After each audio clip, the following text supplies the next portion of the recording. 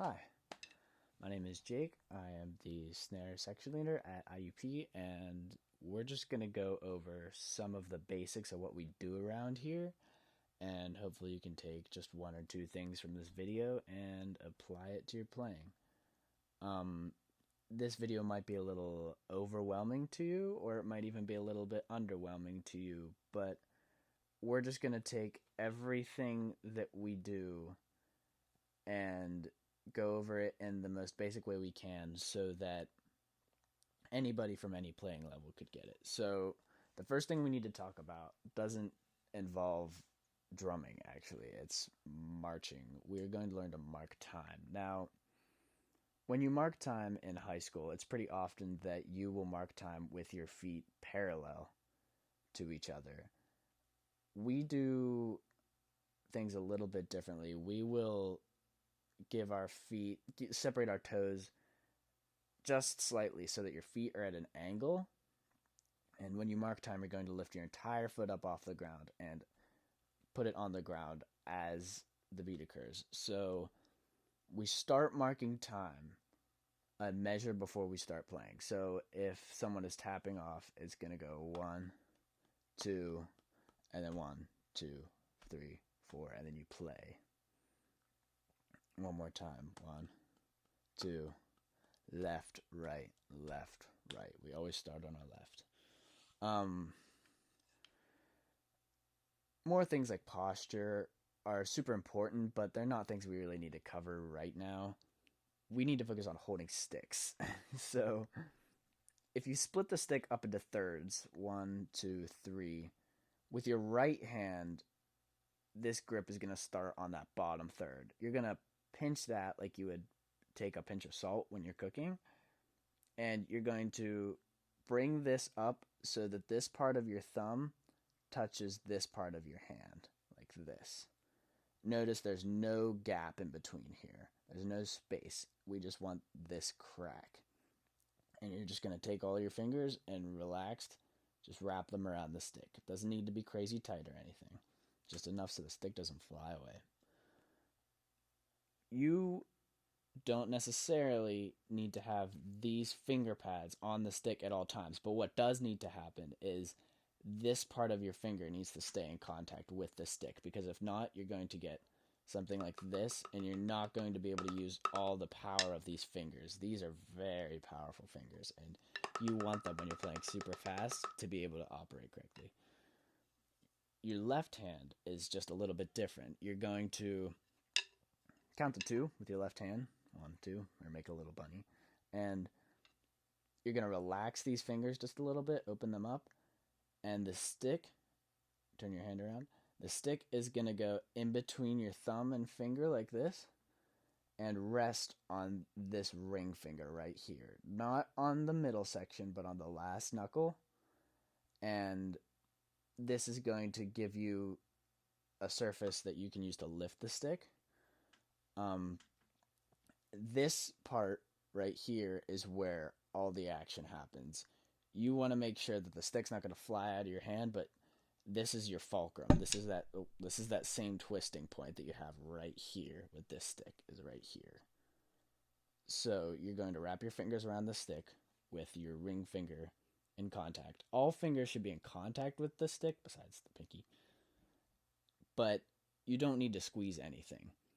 It's also worth mentioning, if you were to take water and put a little bit of water in my hand, it would fall right off. It's not going to hold any water. You don't need a flat palm when you play. It can be at an angle. So now that we have both of those, we need to talk about set position. Set position is just what you're at before you start to play. So when you're marking time, you're still in this position. All this is an opening up of these fingers and bringing the sticks into contact with each other and closing your hands. This is not a slow motion kind of thing. This happens immediately before you play and after you play. Your sticks snap in and they swing out. So your sticks are in when the beat after you play. So say you're playing something, it'll go 1, 2. and it's all simultaneous and all quick. Before you play, like for example, if you're marking time, you're gonna be tapped off. It's gonna go one, two, left, right, left, right. On the second left foot is when your sticks are going to come out from set to playing position. So you're gonna go one, two, left, right, left, right, and then you're gonna play. That can be a lot to learn at once, so I invite you to take that very slow. But now it's worth mentioning when you come out of set into playing position, you want these beads to be just a half inch apart at most and a half inch off of your playing surface. So if you were to take a bead of water and let it run down my arm, it's going to stop at the stick. It's not going to stop at its lowest point down here. It will fall the entire way off.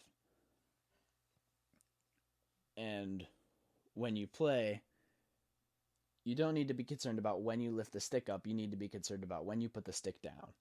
It is 1, 2, 3, 4, bam, right on one. And when we hit the drum here at IUP, we do not play as if we're playing on top of the head. We play as if we're playing through the drum. You will hear that a lot. There is no way you could go through band camp without hearing the phrase play through the drum a billion times. We want to ensure that you're playing with velocity. When you are chopping wood, you're not looking at the top of the log. You're looking at the bottom of the log. When you're tackling someone in football, you're not looking at the person you're tackling. You're looking past them. They are barely a target. You are going through them. Same with the top head of the drum. You're going through that head when you play. You are not tapping it. Except for in the case of like a flam or something, but we'll get to that in a second. The first exercise you're going to learn at minicamp is probably going to be eighths. All that is eighth notes. You're going to play 8 on one hand. 1, 2, 3, 4, 5, 6, 7, 8. 8 on the next. 1, 2, 3, 4, 5, 6, 7, 8. And then 16 on that other hand. 1, 2, 3, 4, 5, 6, 7, 8, blah, blah, blah. And then it's going to switch. So 8, 8, 16, 8, 8, 16. And we're not going to run through it now, but I'm going to use that exercise to talk about 4 things very quickly. Upstrokes, downstrokes, full strokes, and tap strokes. So most are pretty self-explanatory. A downstroke is when you start in this up position and you hit the drum, is the name of the thing you hit, and the stick finds its way down, and it does not crush itself into the head, but it leaves just that half inch that we were talking about. This is consecutive downstrokes. Upstrokes are just the opposite. You're going to start in this half inch position, you're going to tap the head really quick and make your way up. It's better to think that these things are instantaneous, like down, up. You're not thinking, oh, the stick is coming down, or oh, the stick is coming up. It is snappy. A full stroke, as you can expect, is when you start up and end up. You should barely see your stick even touch the head when you're playing a full stroke. You come right down and right up like you're trying to swat a fly. Tap strokes are when you start at half inch and you end at half inch. You will barely hear half strokes. They are played with as much velocity as you can muster with them, but that's not saying much. So all 4 of these things are combined to play everything. Everything you play consists of upstrokes, downstrokes, full strokes, and tap strokes. Upstrokes, downstrokes, full strokes, and tap strokes. So, another thing we need to go through in order to play in time together is stick heights, because if you're all playing at different heights, you cannot expect to play at the exact same time. We're all about precision here because we're all about uniformity. So, we have a set system of defined heights, and you may already know it, but real quickly, we'll go more in depth with this later on, but this is your lowest dynamic. You are never going to play all of your notes at 1/2 inch. These are where flams come from. We'll get to flams. Your lowest comfortable playing position is probably going to be right around 3 inches, where you'll notice immediately my hands went parallel.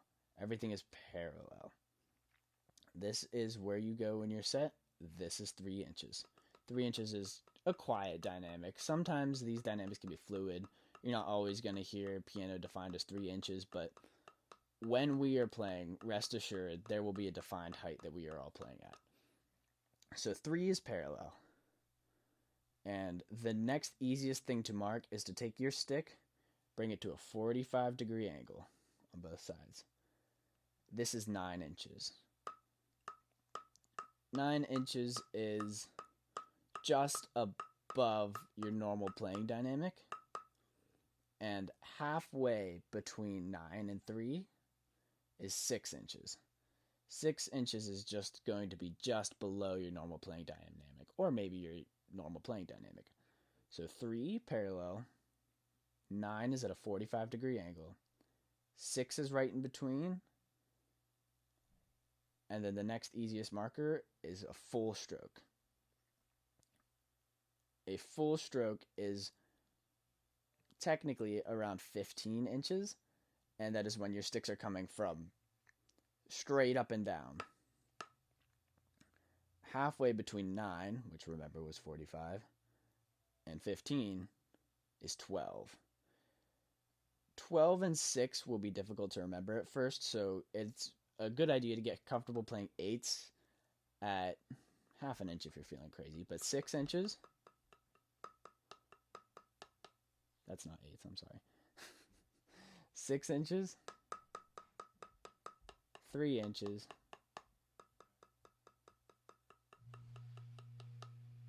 15 inches, and all of the heights I mentioned in between. When you play, it's also important to remember that your hand is not what's leading the charge here. You're going to pretend that the tip of the stick is where all the energy is. When you play, you want to lead with the tip when you come up and lead with the tip when you come down. This is where the most movement happens, not here. When you play, you want to make sure you're using all your muscle groups. So you have your arms, your wrists, and your fingers, and all of them are important when you play. You're going to be using a lot more wrists and fingers than you are arms, but arms are necessary, and there should never be a point when you're completely neglecting one muscle group. You will always be using your fingers in some small capacity. You'll always be using your wrists in some small capacity, and you'll always be using your arms at some small capacity. So, now that we have been through those motions, we're going to do some diddles. Diddles are the true test of a clean snare line. You'll see them play these triplet diddles at blazing fast speeds together, and that is just the most show-offy thing you can do, because diddles can be hard to play clean. So when I say diddle, all I mean is 2 consecutive hits on each stick. Right, right, left, left, right, right, left, left. Now these aren't just playing right, right, left, left as fast as you can. There's a little cheat to diddles, which is why you can play them so much faster than singles. Singles are just right, left. When you let a basketball go on a basketball court, it's not just going to go, right? There's going to be some bounce to it. When you have sticks in your hand long enough and you practice things like 8s, you eventually learn where the points of rebound are, where it feels really good to play and get all that bounce right back up. So we're going to play a lot of exercises where we'll be alternating from singles to diddles. And diddles just divide each single beat in half. So you'll be playing them twice as fast. 1 and 2 and 1E and a 2E and a 1 and 2 and 1E and a 2E and a... And one of the most important things about playing clean diddles is that you don't think about both notes. you will get to the point where you have it programmed in your head where if you are playing chicken in a roll, you are not thinking, sorry, chicken in a roll is just the exercise that I was just playing. You're not going to be thinking 1 and 2 and 1E and a 2E and a, you're going to be thinking 1 and 2 and 1 and 2 and right, left, right, left, right, left, right, left. You're not going to be able to play clean triplet diddles by thinking you're going to think of the triplet rhythms. Triplet, triplet, triplet, triplet. The only other real thing you'll play besides the occasional buzz, which is pretty self-explanatory, is a flam.